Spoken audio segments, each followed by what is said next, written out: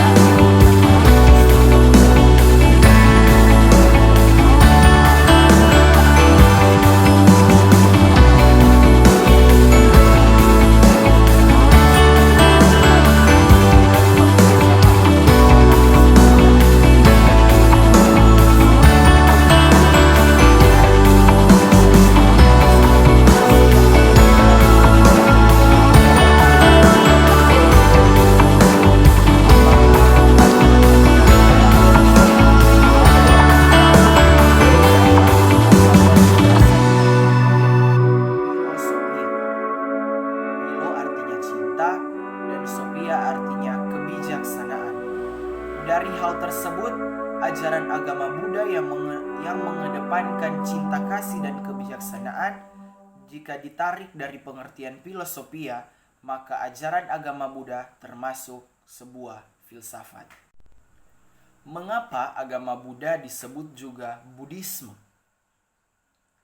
Isi ajaran Buddha yang mencakup permasalahan mendasar kehidupan yang berkaitan dengan realitas, ekstensi, pengetahuan, nilai, dan akal budi, dianggap oleh sebagian orang bersesuaian dengan pengertian dari filsafat, yaitu jalan hidup. Oleh karena itu, penggunaan akhiran isme bagi kata Buddha menyebutkan sebuah ajaran filsafat yang lekat pada kata Buddha, sehingga membentuk kata Buddhisme yang merupakan kata lain dari Buddha. Apakah agama Buddha percaya akan adanya Tuhan? Hal ini tergantung dari pengertian Tuhan itu sendiri. Jika pengertian dari kata Tuhan adalah sosok penguasa, pencipta, penguasa yang menciptakan alam semesta yang menentukan kehidupan manusia, maka agama Buddha tidak mempercayai adanya Tuhan yang seperti itu. Tetapi jika pengertian kata Tuhan adalah sebatas kekuatan yang lebih tinggi dari kekuatan manusia, maka agama Buddha percaya akan hal itu. Apakah agama Buddha menyembah patung atau menyembah berhala? Jawabannya adalah tidak.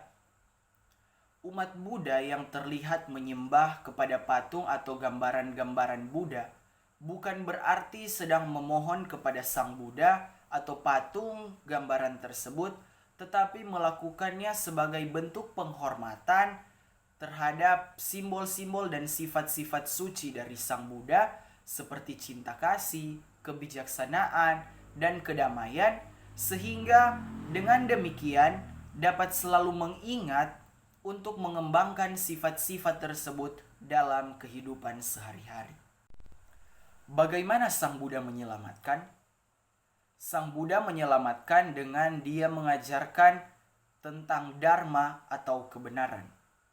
Dharma atau kebenaran ini yang mengubah hidup kita untuk menjadi lebih baik dari sebelumnya dan yang menjadikan kita dewasa dalam spiritual untuk mengatasi penderitaan diri kita sendiri dan orang lain. Tujuan akhir dari mempelajari dan mempraktekkan ajaran-ajaran agama Buddha yaitu untuk mencapai nibbana atau nirvana, yaitu padamnya seluruh penderitaan. Apakah agama Buddha adalah agama yang bersifat ilmiah? Ilmiah berarti sifat sains, yaitu pengetahuan sistematis yang diperoleh dari suatu observasi atau pengamatan. Inti pengajaran agama Buddha yaitu 4 kebenaran mulia, sesuai dengan pengertian ilmiah tersebut karena dapat diobservasi, diteliti, dan diuji serta dibuktikan oleh siapapun. Bahkan Sang Buddha menasihatkan kita agar menguji ajaran yang dia sampaikan. Apakah agama Buddha adalah agama damai? Jika pengertian dari kata agama yang dimaksud adalah sebuah ajaran atau sistem keyakinan, maka agama Buddha adalah agama yang damai karena agama Buddha berisi ajaran atau sistem keyakinan yang mengajarkan cara mencapai kedamaian sejati. Apa sajakah yang telah diajarkan oleh Buddha? Selama 45 tahun Buddha telah mengajarkan banyak hal, terutama mengajarkan tentang memahami penderitaan hidup dan cara mengatasinya yang tercantum dalam 4 kebenaran mulia. Keempat kebenaran mulianya yaitu yang pertama, kebenaran mulia tentang duka atau penderitaan. Yang kedua, kebenaran mulia tentang penyebab pembentuk duka. Yang ketiga, kebenaran mulia tentang padamnya duka. Dan yang keempat, kebenaran mulia tentang jalan yang mengarah kepada padamnya duka. Apakah terdapat aliran atau mazhab dalam agama Buddha? Ya, dalam perkembangan agama Buddha terdapat beberapa aliran atau mazhab yang muncul dan dari hasil penafsiran yang berbeda terhadap ajaran Buddha, serta pengaruh kebudayaan setempat di mana agama Buddha berkembang. Untuk itu, aliran atau mazhab tersebut sering juga disebut sebagai tradisi agama Buddha. Dari manakah kita dapat memulai mempelajari agama Buddha tersebut? Yang perlu dilakukan yaitu mulailah dengan mengetahui ajaran-ajaran dasar yang merupakan ciri khas dari agama Buddha seperti 4 kebenaran mulia dan 3 karakter keberadaan. Pelajari dari awal hal tersebut dan lakukan beberapa penelitian mengenainya dan beberapa narasumber Buddha yang terpercaya.